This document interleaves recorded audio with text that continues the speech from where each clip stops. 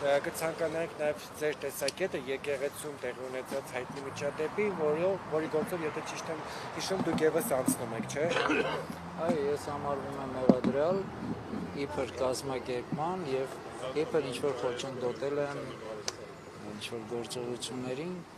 եւ դուրս է գալիս ինչ-որ պաշտոնական ինչ-որ այցի բանի ժամանակ ինչ-որ ես խոչընդոտել եմ։ Հարցը առաջանում եկեղեցու պատարագի ժամանակ երկրի թիվ 1 պատասխանատուն ինչ քաղաքական այց է իրականացնում,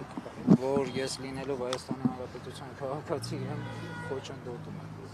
Ինչ այց եք իրականացնում դուք եկեղեցին ձեզ համար դահլիճ չի, բենք չի, որտեղ քարոզ արշավ եք անցկացնում եկեղեցին, դա սրբավայրը, որտեղ մենք աղոթում ենք առասված, առավել եւս պատարագի օրերին եւ առավել եւս Ծաղկազարդի օրը։ Եվ Ծաղկազարդի օրը երեխեքի օրնության ժամանակ երեխեքին չեն բռնում, չեն ծեծում, չեն ջարդում։ Ընդհանրապես սա այդ ձեռագիրը, որը իրենք ցույց են տալիս, այս ձեռագիրը եւս մեկ անգամ իրենք հիշեցնում են, որ ոնց որ 20 թվականին մեր 18 տարեկան երեխեքին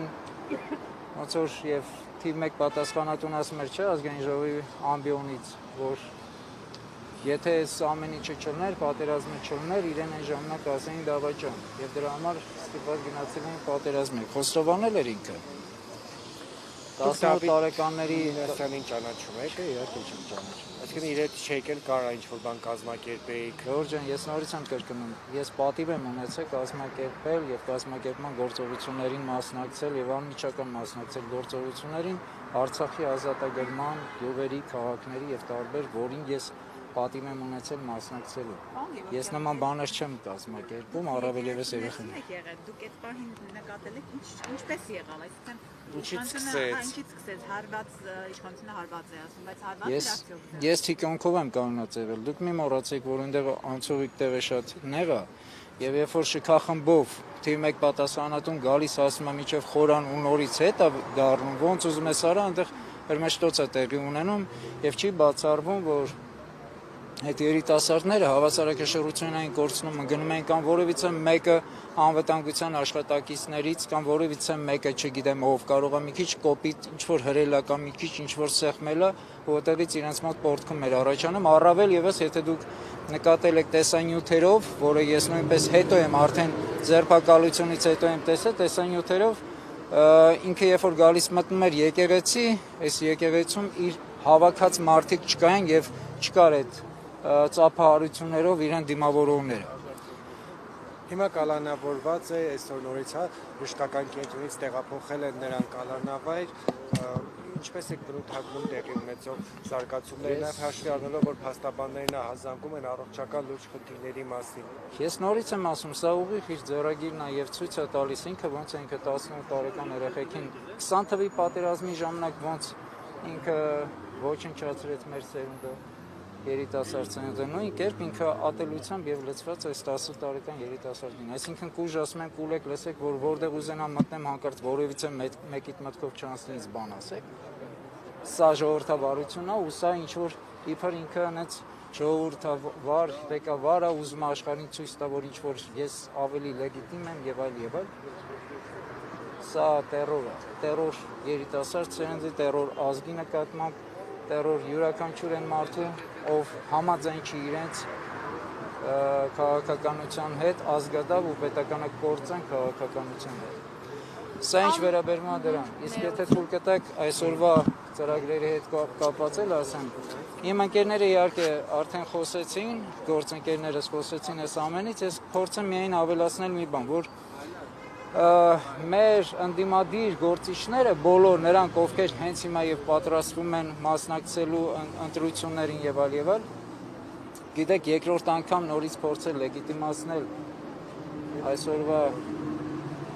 թիվ 1 պատասխանատունին, դա շատ ծանր ու կործանարար վերջնական կնստի մեր վրա եւ միջազգային ատյանների հետ կապված, եթե մենք պատրաստվում ենք չեղարկել վաղը մյուս օր իր որոշումները, մենք չենք կարող անընդհատ լեգիտիմացնել, այսինքն իր հետ գնալով անընդհատ հավասար ընտրությունների դա լեգիտիմացնել։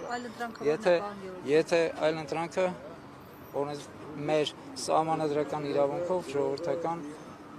փողոցային դուրս գալու շարժումներն։ Բայց եթե հիմա մենք Դավիթի օրինակով ներողություն տեսանք, որ ինչ բռնություն է գործադրվում, մարդու ընդհանրապես կամքել ինչ-որ միտքել չի արտահայտել Դավիթը, բայց արի ու տես, ընդամենը ասելով, որ ինձ այդպես մի նայեք եւ ընդ որում Փաշինյանին չի ասել, այլ Թիկնազորի անդամներից, հիմա տեսնում ենք, որ այդ երիտասարդը բանտում է, անգամ հաշվի չի առնվում նրա առողջական վիճակը եւ ընդհանրապես